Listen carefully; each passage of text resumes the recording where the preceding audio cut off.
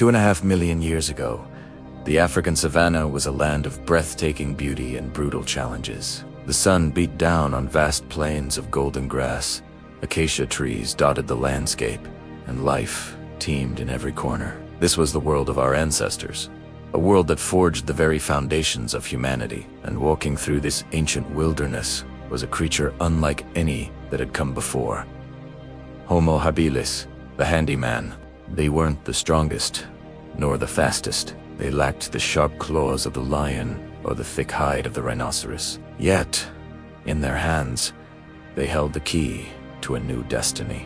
In their minds, a spark of ingenuity was igniting, a spark that would eventually lead to the cities, the art, and the technology we know today. But how did this small, seemingly vulnerable hominin not only survive but thrive in such a perilous environment?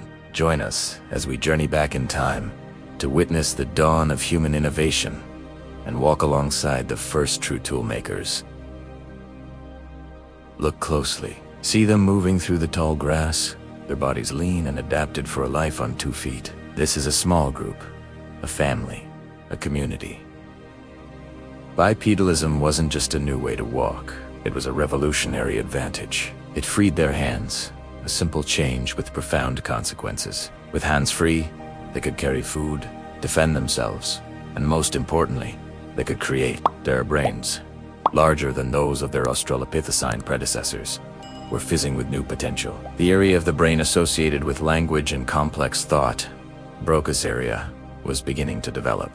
They may not have spoken as we do, but they communicated, coordinating their actions with gestures, grunts, and a shared understanding of their world. Their diet was a testament to their adaptability. They were opportunistic omnivores, a strategy that allowed them to capitalize on whatever the environment offered.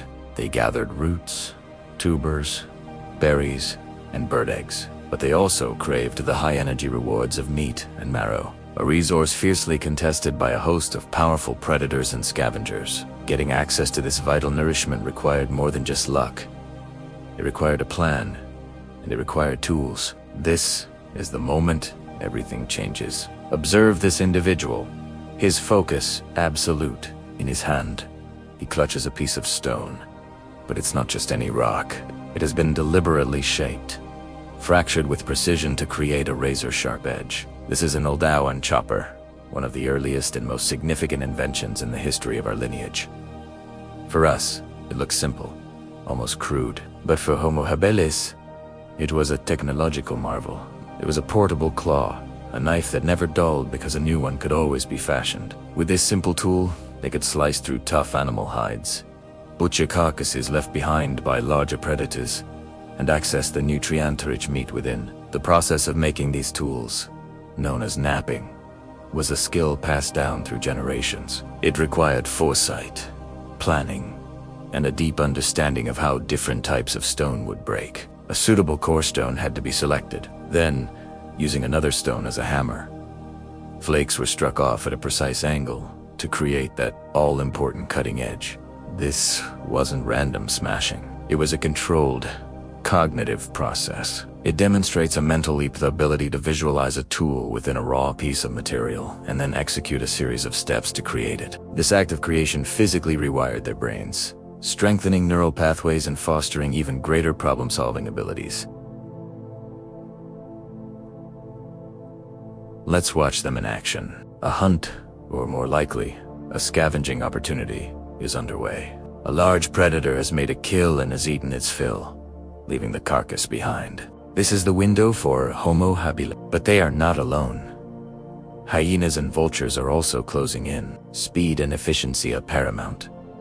The group works in concert. Some act as lookouts, their upright posture giving them a better view of the surrounding savannah, scanning for approaching danger. Others, armed with their stone choppers, quickly get to work. They don't just cut away the meat.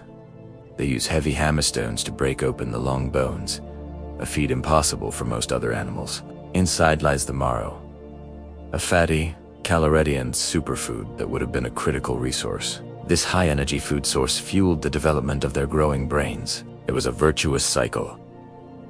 Smarter hominins created better tools to access better food, which in turn allowed their brains to grow even larger and more complex. This cooperative scavenging wasn't just about food. It was about community. They relied on each other, protected each other, and shared the spoils. Social bonds were strengthened in these moments of high-stakes collaboration. Life on the savannah was a constant negotiation with risk.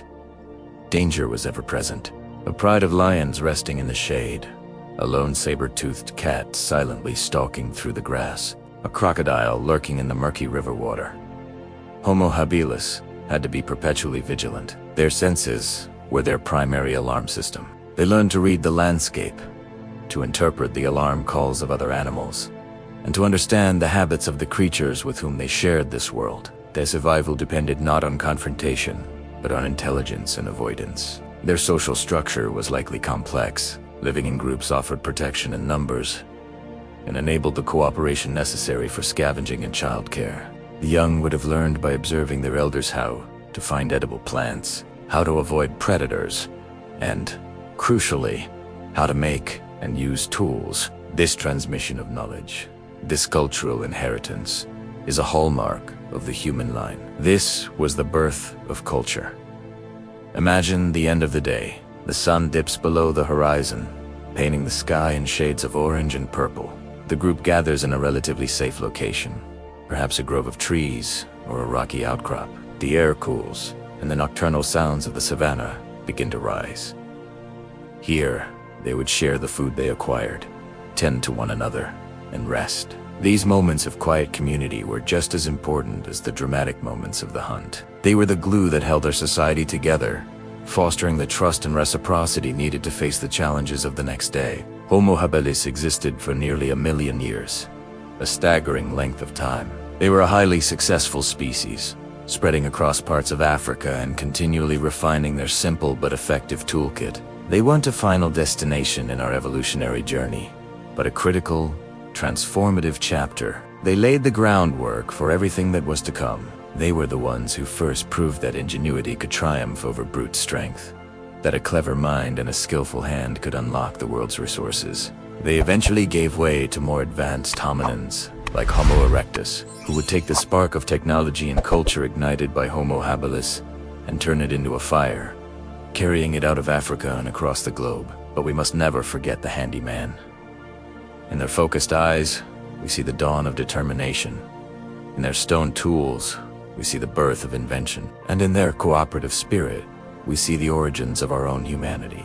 They are a profound reminder that our greatest strengths have always been our ability to think, to create, and to work together.